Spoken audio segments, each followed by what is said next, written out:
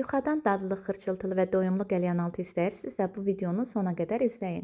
Əvvəlcə toyuq filesini orta ölçüdə kub-kub doğrayıram. Tavaya əlavə edib suyu çəkilənə qədər bişirdim. Üzərinə duru yağı əlavə edib çox az rəngi dəyişənə qədər qızartdım. Daha sonra kub-kub doğradığım bibər və pomidoru əlavə edib üzərinə duz, pul biber və qara istot əlavə etdim. Ərzaqları çox əzməmək şərti ilə ara bir qarışdıraraq bişirib hələlik kənara qoydum. Bundan əlavə bir tərəfdən də içinə vurmaq üçün Holland pendirini rəndələyirəm. Yumru yuxanın arasına içlikdən yerləşdirib üzərinə Holland pendiri səpərək gördüyünüz formada bükdüm. Qeyd edim ki, ərzaqların miqdarını açıqlamalar bölməsində yazacağam. 2 ədəd yumurtanı yaxşıca qarışdırdım.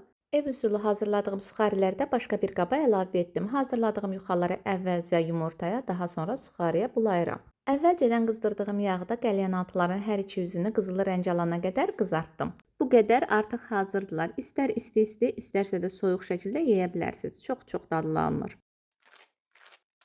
Video faydalı oldusa bəyənib yaddaşa verməyi unutma. Belə videoların davamı üçün isə səhifəni izləyə bilərsən. Hələlik.